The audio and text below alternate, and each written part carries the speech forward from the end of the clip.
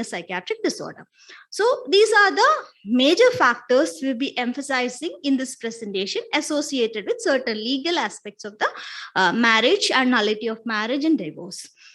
So we all know there are stages for everything. So for the marriage also, there are many various stages for the marriage. There are different classification. There are 5-stage classification, 7-stage classification.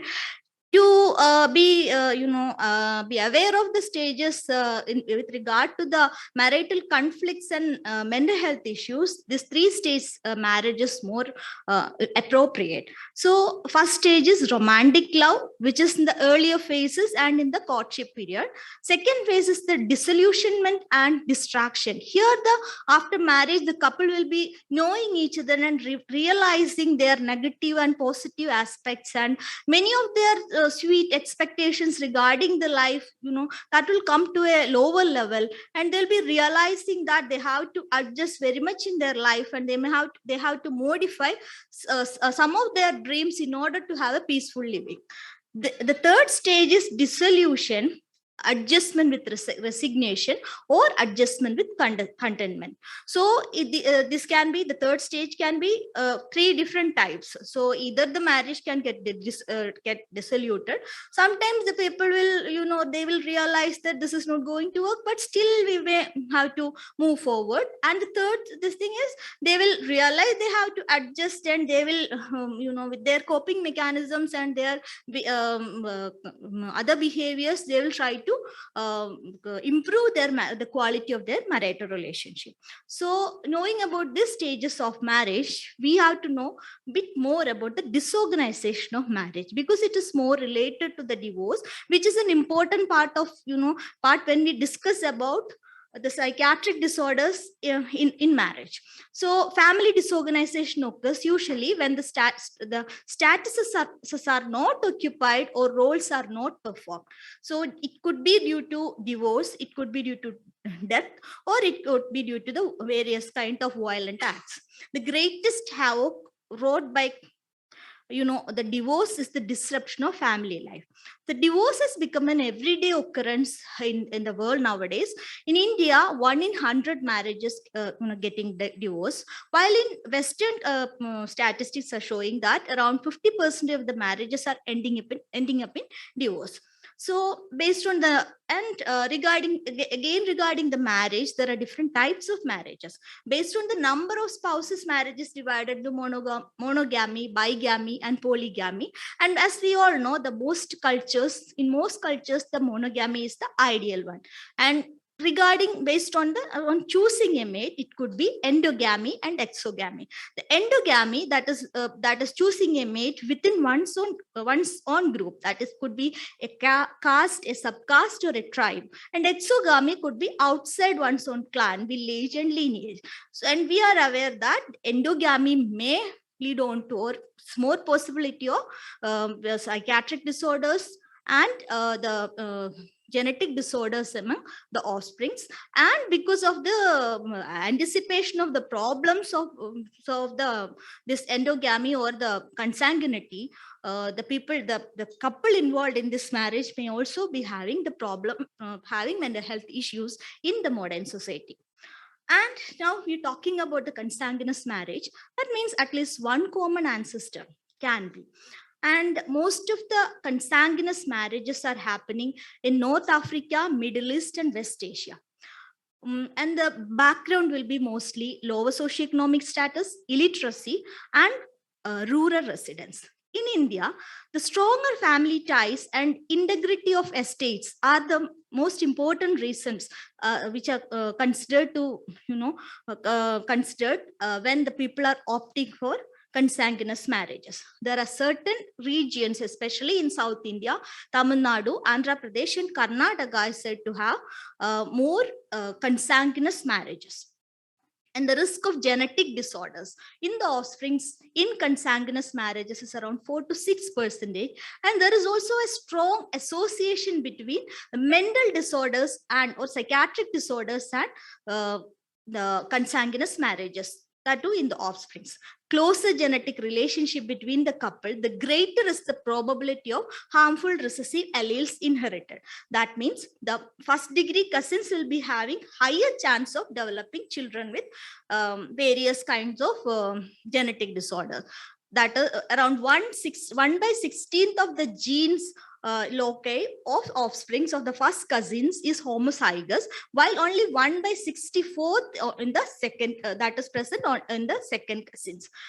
So there was a study which was conducted in IMH Chennai, which showed the study population was around 100, and of that, those those presented to IMH OPD with history of mental retardation, around 28 cases were having consanguineous marriage parents, and most of them were second degree relatives. And in India, mostly the consanguineous marriages are that of mainly the second degree relatives. A 2019 qualitative study on Emirati women who had undergone consanguineous marriage. As I said earlier, consanguineous marriages are very common in Middle East also. So they showed fear and distress almost amounting to depressive episode when they are asked about their perception about their future, their children's future. So most of the time the partners in the consanguineous wedlock are also stressed, and they will be having various kinds of psychiatric problems and distress. So what is the risk of psychiatric illness in consanguinity? So in 2018, a population-wide data linkage study was conducted in US, which showed increased risk for common mood disorders and psychosis. Again, another study conducted in IMH, 36% of 147 study population with major mental illness were the offsprings of consanguineous marriage. So mental illnesses among the offsprings is also very high in consanguineous marriage. Again, the culture is a double-edged sword. It is sometimes it is protective, sometimes it will be spoiling somebody's life like anything. So we know the culture, the marital processes and the culture is related, are very closely related. When you're considering the past,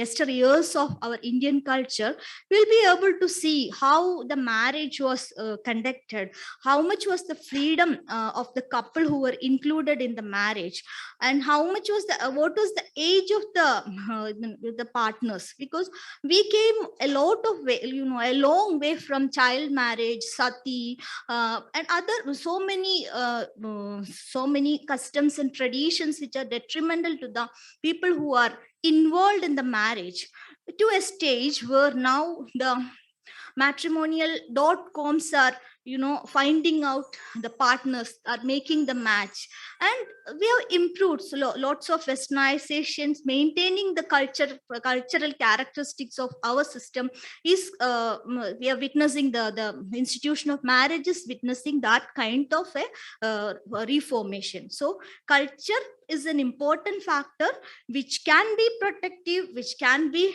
detrimental. So various kinds of customs and various kinds of the traditions we follow may be detrimental to the partners who are involved in the marriage. So we are seeing lots of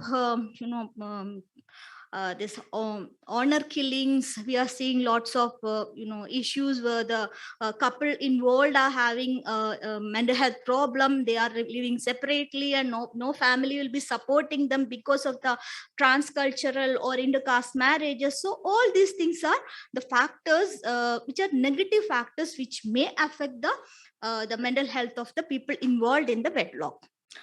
Then about the technology, this has to be mentioned in the context of marriage nowadays.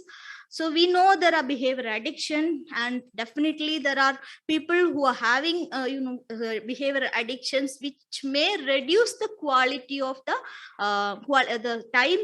quality time spent among the couple, and can lead on to marital disharmony. Again, the increased access to people, to other people through the technology, can lead on to extramarital affairs that may further deteriorate the marital quality, especially when we are considering people with the bipolar disorder, in particular in their stages of hypomania, mania and all. There is high chances of getting involved in this kind of activity. So when we are looking through the mental illness perspective also, then this technology part is important. Then comes to the same-sex marriage. In the current scenario, in the current political scenario in India and the world, all over the world, this is something which is very important to discuss. Same-sex couple are the people who face the most discrimination, and they lack legal protection. And interestingly, they share many similarities with opposite sex couple, including initial higher levels and later declines in relationship satisfaction and argument topics and frequency. So many things are similar to the heterosexual couple. Marital quality and physical health outcomes will be similar for heterosexual and same marriages. That's what the research shows. And they are more likely to engage in effective problem solving and avoid demand withdraw behavior compared to heterosexual couple, according to a 2004 study.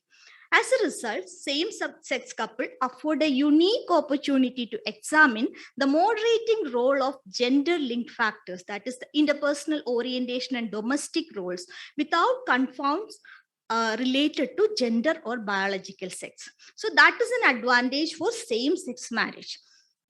Then the traditional gender roles or gender distinction are not as applicable in same-sex couples, and they are less likely to assign domestic responsibilities based on the gender role.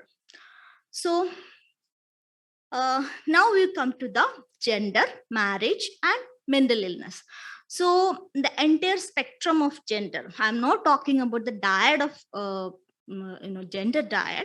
Instead, the entire spectrum of gender, the individuals belong to any gender spectrum, has their own vulnerabilities and problems in marriages, and they are having their own vulnerability to develop mental illnesses. We have definitely, as anticipated, very less data on those who are coming in the middle of the gender spectrum. That most of the time we have the data on the gender dyad, that is either male gender or female gender. So marriages are considered as stressful for vulnerable people. So we can again we can presume, definitely, being the people who are in the transgender spectrum, LGBTQ group, definitely they are vulnerable people, and the marriages and other relationships will be stressful for them. And the marriages the stressful marriages will lead to development of mental health problem. The interplay between the marriage and the mental health problem has been dealt with in detail by various international and Indian authors. The major mental health disorders may be the cause and effect of marital disharmony. Distress is seen among married women as compared to married men, and greater distress in single women as compared to single men. The married women with more major mental illness, they are more vulnerable in the society. And there is greater bias against women with mental illness, and they're abandoned by their husbands and in-laws and are sent back to their parents' homes in our culture. Misery and stigma and further complicates their psychological problems. This makes them more susceptible to mental illnesses after marriage. In a WHO data, in which there was a around 1 to 2 years of delay of the symptoms were seen in married men That means marriage is more protective for men according to the WHO studies. And the patients with schizophrenia are more likely to remain single and unmarried than patients in other diagnostic group, being particularly that is more in males. So that is one difference, that is one important finding among the people with mental illness, the men with mental illness. An extensive review of the gender differences in the epidemiology of schizophrenia has been reviewed by it is Priscilla and Homan, and it included 3 studies from India also.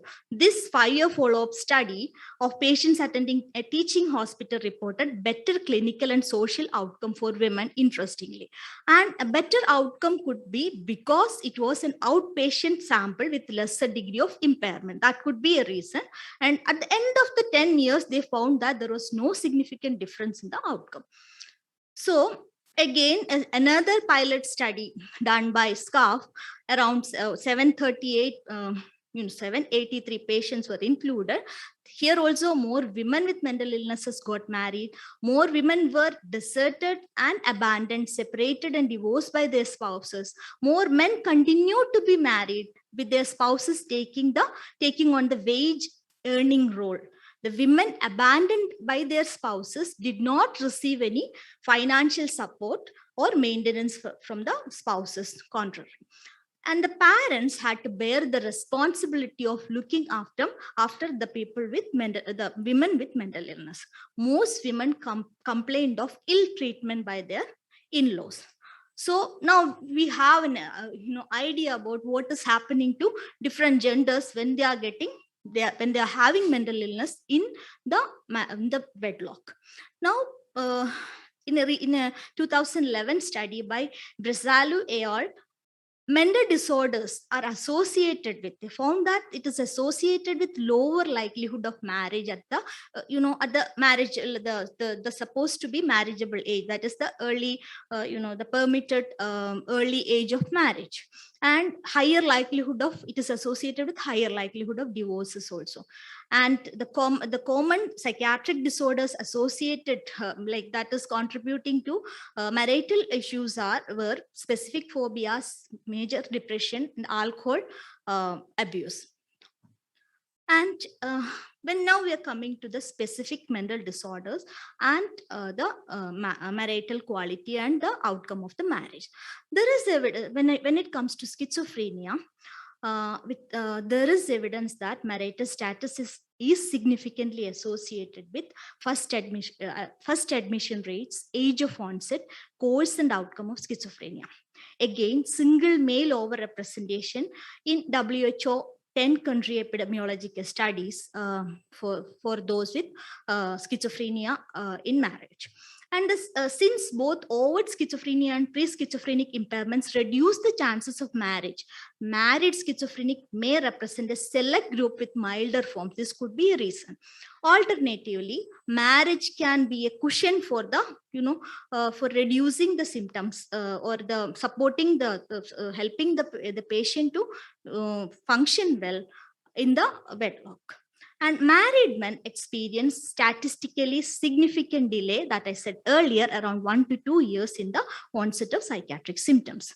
And we all know about marital skews and schisms, and it was considered as a cause for the onset of schizophrenia, and this could be a result of schizophrenia also. And what are the good marital outcome, the factors associated with good marital outcome in schizophrenia?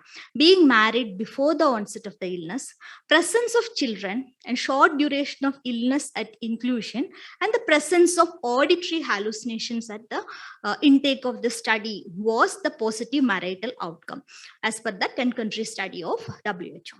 And then the poor prognostic factors were being unemployed, experiencing a drop in the socioeconomic level, and the presence of flat affect and self-neglect for around 10 years. Now we are coming to the marriage and depression. There is a considerable relationship with the marriage and depression. As any psychiatric disorders, this is bidirectional. marriage can lead on to mental health issues, and lead on to marital disharmony, and leading on to depressive symptoms. So this could be the depressive symptoms and the depressive disorder leading on to marital disharmony and causing distress in the marriage. And the married men have the lowest rate of depression. Here again, this marriage is more protective for men in case of depression. Separated or divorced men have the highest rates of major depression. In women, the association is slightly less clear as per the most of the studies. And the ECA study, these findings were similar for both gender, that is conducted in USA. And the association between marital status and actually this the association, as I said, it is complex. This could be the risk factor for the it is a bidirectional relationship. And the depression, the stress associated with marriage can increase the likelihood of depression.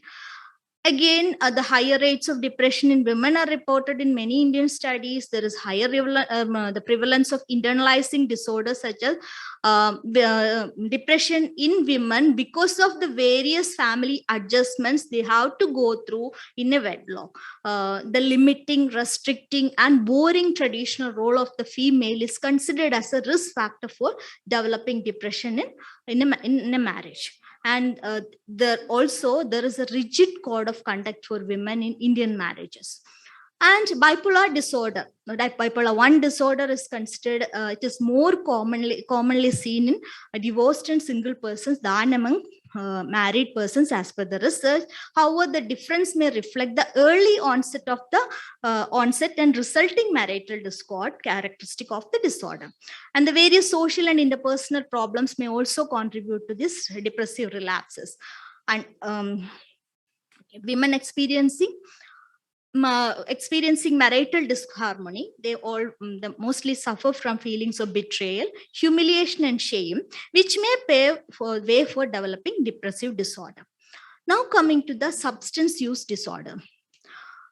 Interestingly, it's a common feature that never married adults are more vulnerable, and many a time marriage could be a protective factor for substance use disorder, at least in the early phases. But the substance use disorders in the marriage, that is after the marriage, can lead on to significant social and family disruption. It could lead on to destruction of the property, economic instability, and unpredictable home environment, which may lead on to marital and family tension, domestic violence. Around 80% of domestic violence seen in the West are due to substance use disorders, and around 50 to 60% of that in India is also due to substance use disorder.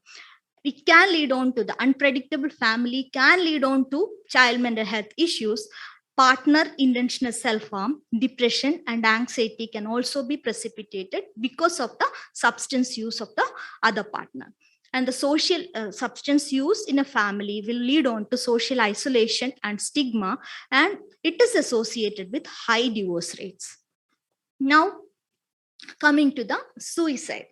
In a national longitudinal mortality study conducted by Augustine J. Kusawa in 2000, it was shown that increased risk of suicide were observed among divorced and separated men, but not among women. Being single or widowed had no significant effect on suicide, according to the study. Results obtained remain even after adjusting it was same even after adjusting the socio-economic and demographic variable.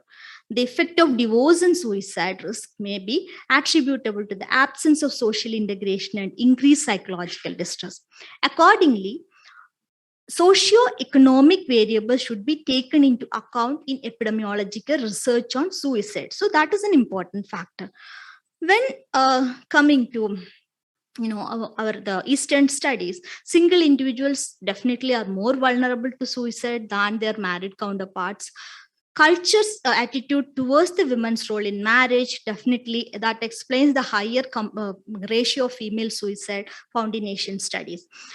And the pressure on a woman to stay married even if it is an abusive relationship that is very common in our culture, that may precipitate suicide. And the dowry harassment, that too specific to certain cultures, is also paving way to suicide. Family oppositions, most of the many a time I was talking about the transcultural and trans religion marriages, and among the younger couple, when they are having interpersonal issues, there could be higher amount of family opposition, there could be lack of support from the family, which could lead on to the marital disharmony, and or which will further aggravate the disharmony they are having, and that will lead on to the feeling of helplessness and the suicidal ideations and the acts which may be a completed one. And compared with general population, those who are having those who gives a history of completed suicide are more likely to be divorced, unemployed, or living alone. And the social isolation could be the reason for the unmarried people or the separated people to have this, to be more vulnerable for the suicides. And in India, suicide rate is 11 per 1 lakh of the married persons. Double this rate is registered for those who are never married or single. And 1/4 of the persons committing suicide are unmarried, and the suicide rate is highest in the first year of marriage. And the marital and family problems, which constitute around 50%, are more important than mere cruelty. And the higher rates of married women committing suicide are probably due to the marital disharmony, dowry, or ill treatment by the in-laws. This is from a study from South India. Now, coming to the anxiety disorders. The presence of anxiety disorders in at least one partner negatively affects the quality of relationship. Here also, the marriages where the female partners affected were particularly fragile. And again, it is bi-directional. The marriage, the anxiety disorder could be a consequence of the marital disharmony, or anxiety disorders can precipitate the marital disharmony. And attitude of the partner towards the patient is that will significantly affect the anxiety problems. And distress elements that contribute to the anxiety could be diverse, and it is not easy to pinpoint or identify the precipitating factors in most of the cases. And the individuals in a wedlock, the individuals with anxiety may feel guilty about their partners because of the tolerance and help they are providing to them, irrespective of the quality of that help. And they may go submissive, or they may be grateful to them because of the support, to the extent that they feel inferior. Sometimes they begin to rebuke the partner's supposed negative attitude, and may start use their psychological problems as excuses, and expect others to help to solve their problems. And this they may check and criticize the partner. That will lead on to the marital disharmony. And there is high prevalence of neurotic disorders among divorce seeking couple. That is also reported. And coming to the sexual problems and infertility. So the problem the couple who are having psychiatric disorders are having higher prevalence of sexual problems and infertility, could be because of the medication, because of the symptoms, because of the marital conflicts. But this sexual problems and infertility, especially infertility, can lead on to the divorces because of the stigma, because in our country marriages are expected to produce offsprings, and that is supposed to be one of the biggest purpose and function of the marriage. So definitely stigma associated to infertility will lead on to marital disharmony. And this particular infertility and sexual problem could be the contribution of the psychiatric disorders. Now coming to the marriage and child mental health. So having children is a protective factor actually, but the child mental health issues can cause marital disharmony. When the child is having particular, could be a developmental disorder, could be an externalizing a kind of conduct or oppositional disorder. All these things can affect the partners involved in the partners who are the parents of the child, and the parent psychopathology can adversely affect the child behavior. So it's like a vicious circle, and that will further deteriorate the marital quality and the mental health of the members in the family. And now coming to the divorce, as I said, I was talking about the disorganization of marriage, and one important part is the one important factor, one important aspect of disorganization is divorce. And there are various factors that is contributing to divorce. This could be social, this could be attitude related, this could be many material related things, this even the empowerment of women and lack of a knowledge of the male partners to adapt to the changes that is happening in the society, and the role of mass media, the progressive liberalism and individualism, urbanization, all those things making people to seclude to themselves is further causing further contributing to the higher rates of divorces according to sociologists. And mental illnesses here also, they show a bidirectional association with divorce. And divorce seeking couple have a high psychiatric morbidity in comparison to well adjusted couple with especially with neurotic traits. The personality factors of divorce seeking couple also differ from those couple in stable marriages. Studies consistently shows greater distress among widowed, separated, divorced men and women. So the people with higher greater distress and psychiatric issue may go on to marry divorce, and divorce further aggravating their mental health issues. Now coming to the legal issues, like because marriage, when it comes to marriage and mental health issues, when it comes to the ending the marriage, or somebody is claiming the nullity of the marriage, definitely it is a legal problem. So what are the questions associated with them? What are the legal questions when we have to consider when it comes to the marriage? The validity of the marriage valid? And is the continuation of the relationship is possible or not?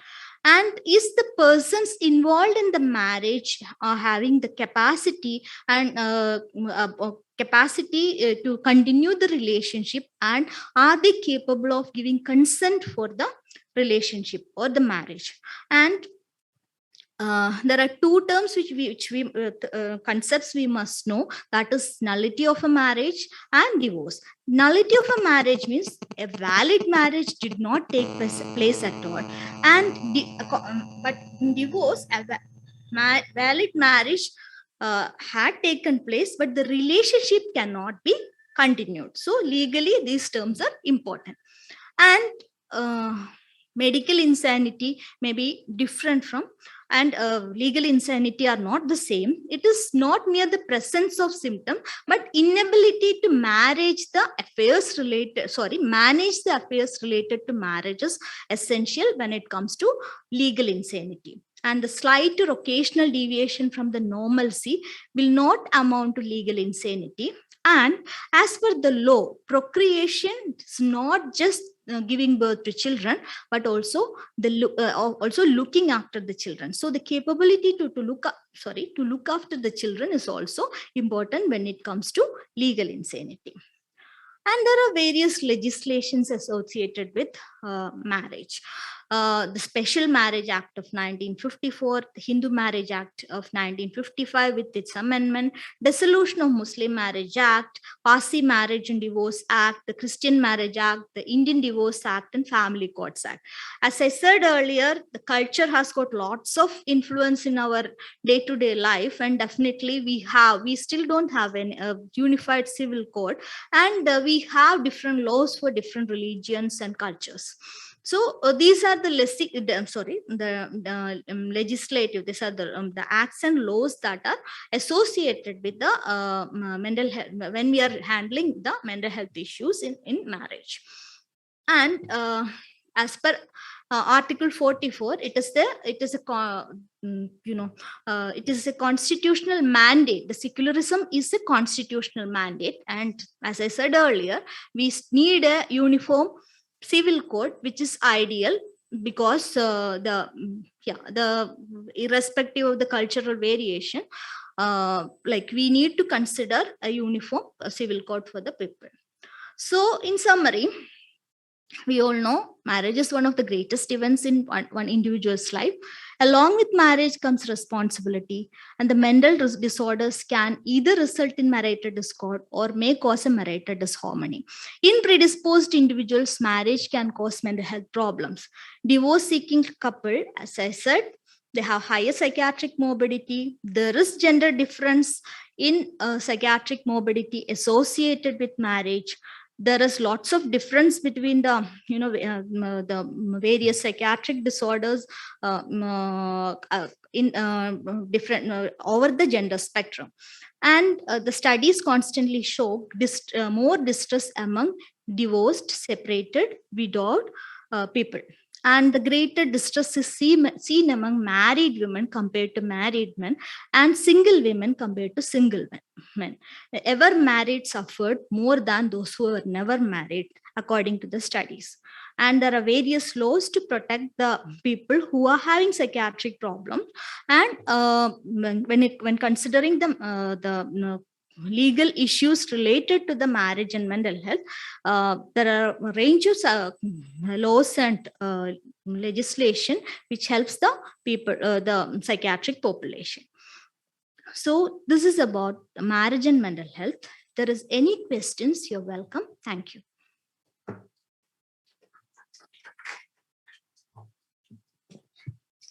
Any questions?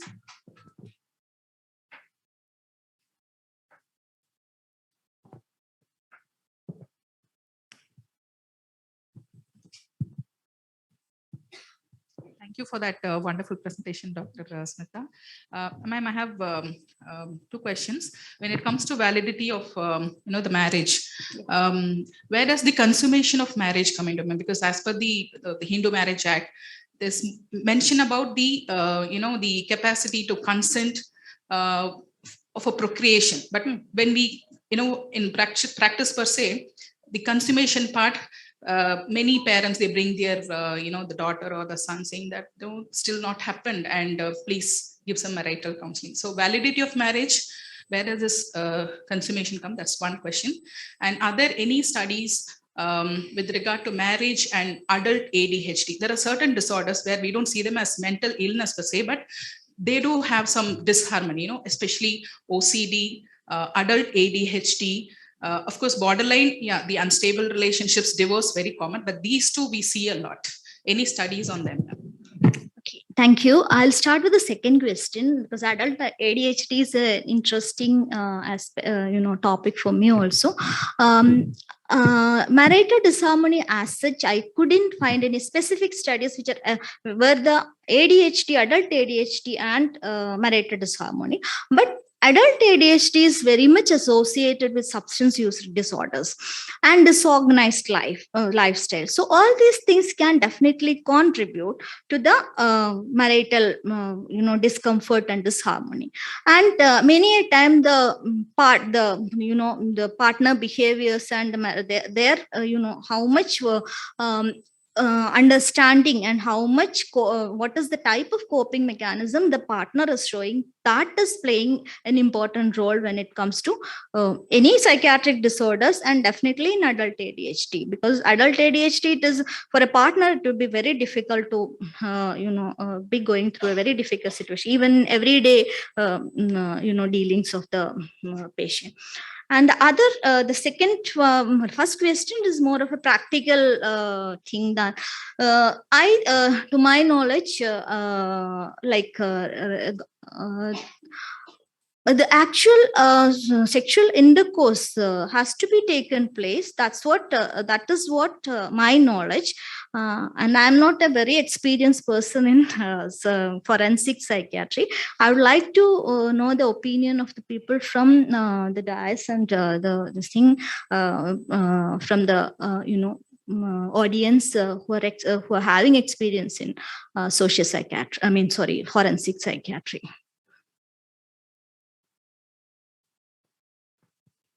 Yes, ma'am. What was the question? Nullity. Unconsummated marriage. That the marriage is not consummated. Please help us with regard to they are married, but marriage is not consummated. So is the marriage valid? I mean, that's the query.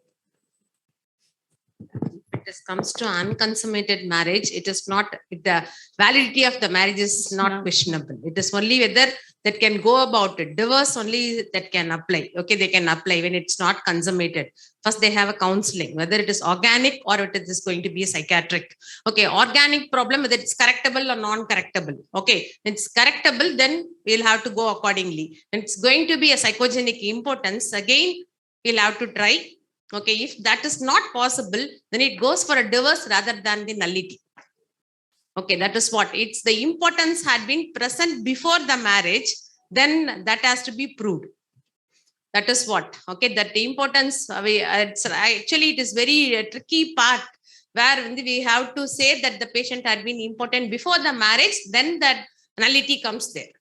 So if you want to say that it's unconsummated marriage, the reason for the unconsummation, so what is that? Whether it's correctable or not correctable, the psychogenic again, that can be done. Okay, then we'll have to see about it.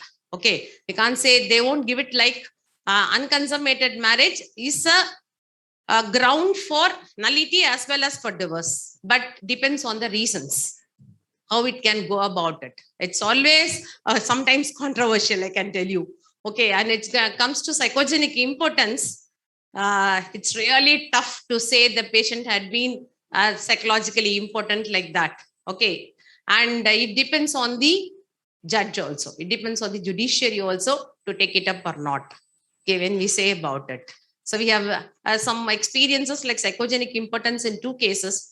Okay, one, they said that the person has been unconsummated, so divorce can be given to them. The other one said it's not a big issue at all. Okay, right? And then they can go about it and the female is willing. Okay, that is what. Only the parents and had been pestering that there were no children. Okay, so if the girl, she was willing, in spite of that, she was willing, they told that they can continue the marriage. That's what the judgment was given. So always, it's not the same in every marriage, in everything as unconsummated. That we'll have to keep it in mind. That is what. And nullity, unless otherwise the patient had been impotent even before the marriage, if it has been proved. That is very, that we'll have to keep it in mind, that they won't reveal it. Okay. That's what, that's the problem. That comes in concealment of facts or something like that due to any reason. That is one of the amendments that has been proposed for the Hindu Marriage Act, wherein they talk about the consent and the validity. And consent is deliberative, it has to have some reason, and it is quite a technical aspect wherein they have suggested amendment in that. So I think your question is based on that point of consent and nullity of marriage and reasoning of mind. So that is open for discussion only. So that's one of the amendments suggested. Any other question? Because there is a prize for a question. You have to take the prize. Okay. I'm Dr. S. Shivaraman, Professor of Psychiatry. Okay. Regarding the means giving the information that I am mentally ill before marriage. We used to say to our patients every time, when you're going to marriage, you just say that you have the illness, because continuing medication is a challenge. So very few patients usually tell that they have a psychiatric illness to the the in-law, whatever things. But in my experience, wherever they are saying that I'm having mental illness, and if they are bringing the partner to the counseling and revealing that these things the patient is having, and these are the problems you may face, like that, they may even chance that the marriage won't occur.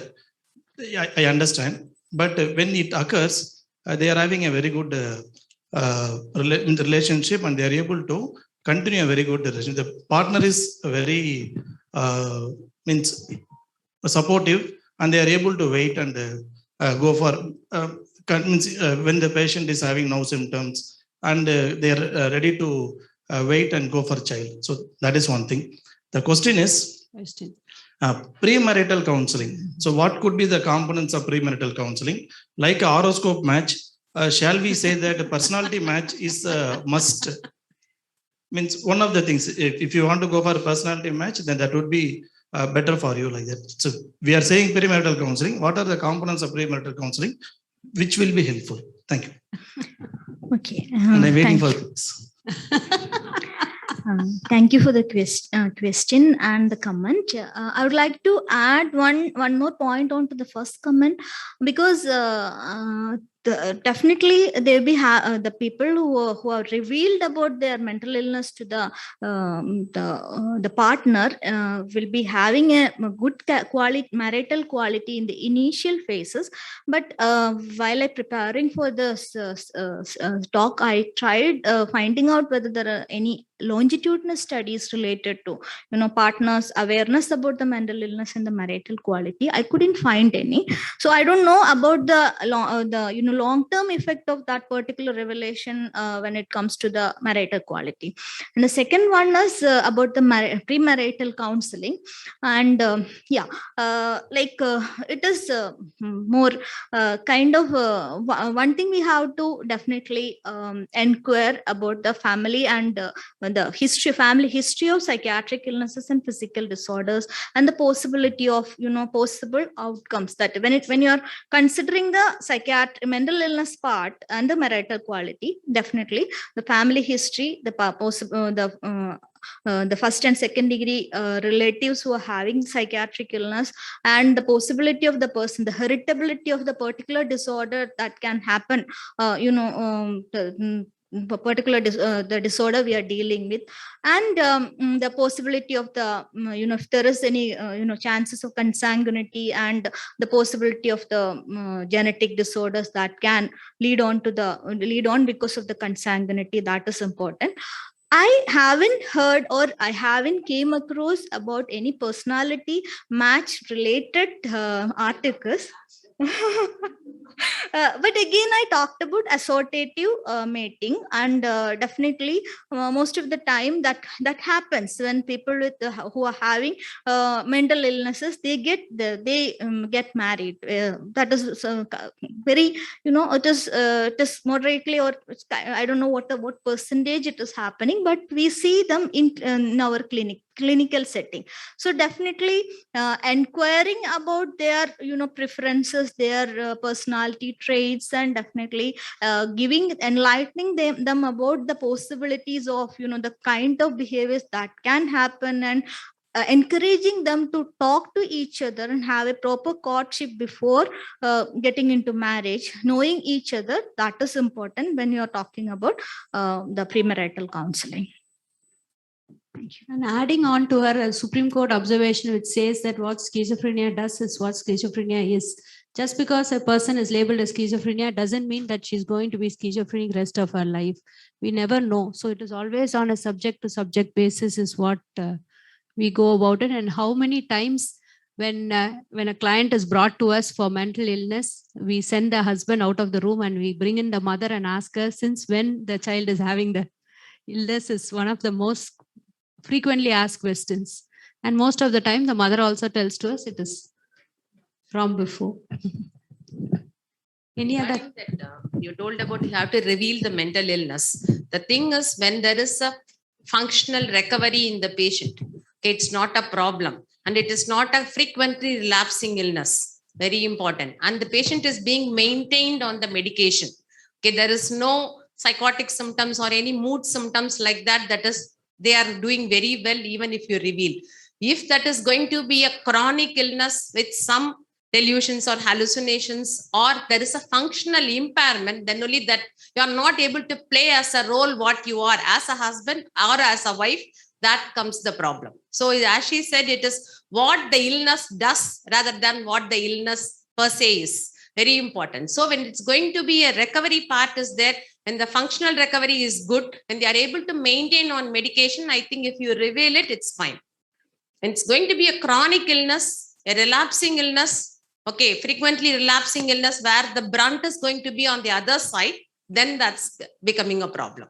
That's what you'll have to keep it in mind. Regarding the personality, when you say there are traits in every person, when they are able and it becomes flexible, it's not a problem. When it becomes inflexible, when it becomes to a disorder, I don't think anyone can adjust with anyone. It's going to be a paranoid personality disorder, an antisocial personality disorder, borderline personality disorder, where the traits are inflexible. Because I went to one court when the judge asked me that, I told it's not a bit disorder, like it's only personality traits, but still the man said, I'm not able to live with the women. What he said, when you have such a husband only, you will know my suffering. I couldn't answer anything. When he told me this, எனக்கு சபிக்கிற மாதிரி சொன்னாரு. உங்களுக்கு அந்த மாதிரி ஒரு ஆள் வந்தாதான் உங்களுக்கு தெரியும். So it's that way it happens. So we do not know about that personality disorder. Always when it is going to be a disorder, really I think they'll not be able to carry on. So there are some traits which are flexible, that's why it comes and goes off and they are able to carry on, that's fine. But the disorder per se, personality disorder, even antisocial, I can tell you, paranoid personality, really tough. And borderline personality disorder as such, it is very tough. Because he told me the same words. I couldn't tell anything. The judge finally, he looked at me. And I went to the court. Okay, that happens sometimes. We'll have to keep it in mind. Any other questions? I frequently face a challenge in my clinical practice. I work in a clinical Christian hospital. So where what happens is after marriage, if one of the spouses is diagnosed to have a mental illness, they approach the court and they are granted divorce. So after that divorced mentally ill person, if they want to remarry, they approach the church. They need the permission from the church to remarry. Then the church refers to me, whether this person has the capability to remarry or not. So how we proceed in such a situation? What, they don't want your long explanation, they want a yes or no. Yes. We as clinicians, we can proceed with the available information about the patient, definitely, right? What we know about the patient and how much, this is the particular psychiatric problem is going to affect, the possibility of this thing. We give them, the data, like the studies that the caught from studies and the possibilities, what percentage this can lead on to future marital disharmony. How can this, what could be the course and prognosis of the problem the patient is having? So that information we can definitely give them. So other than I'm not sure, I don't think that we can give any kind of yes or no answers to anyone regarding the the possibility or plausibility of a well functioning marriage in a person. Thank you. Any other question we can?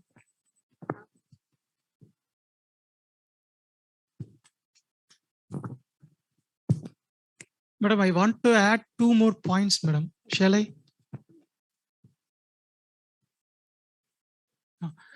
I'm Neelakandan, Postgraduate Institute of Mental Health, Chennai. As you mentioned, marriage is a stressor. We usually put some scales for stressor. Most commonly used scale, Holmes and Rage stressor scale. in which highest scores for death of a spouse. It goes for 100 points. In that scale, marriage accounts for 50 score. So possibly not.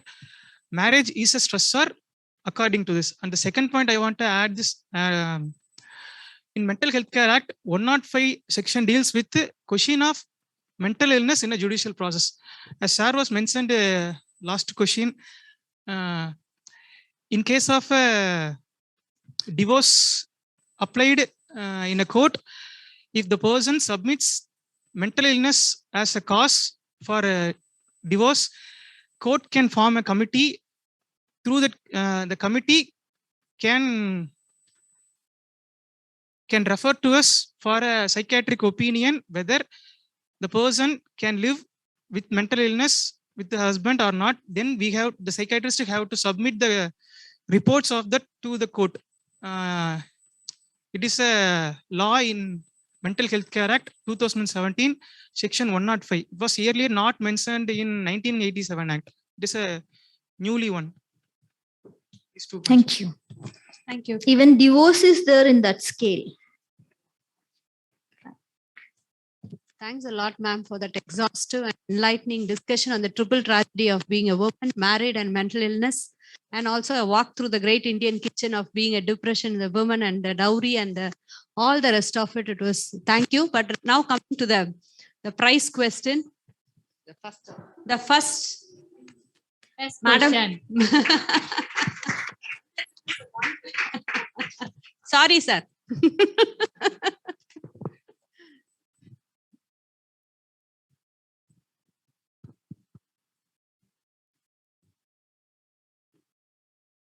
Thank you. Thank you. That was an enlightening session. That was an enlightening session, sir. Sorry, ma'am. I would welcome the chairperson to hand over the memento to Dr. C. A. Smita.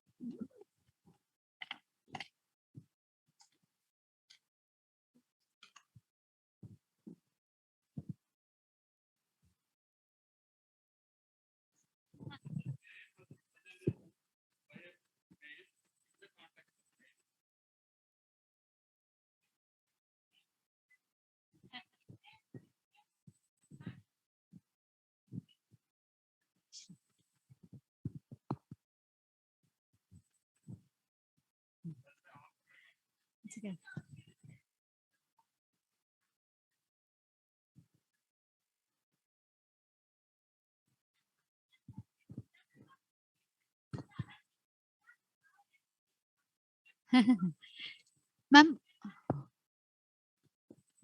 one second, ma'am. I welcome Dr. Maheshri to deliver a memento to Dr. Purnachandrika and Dr. V. Sabita.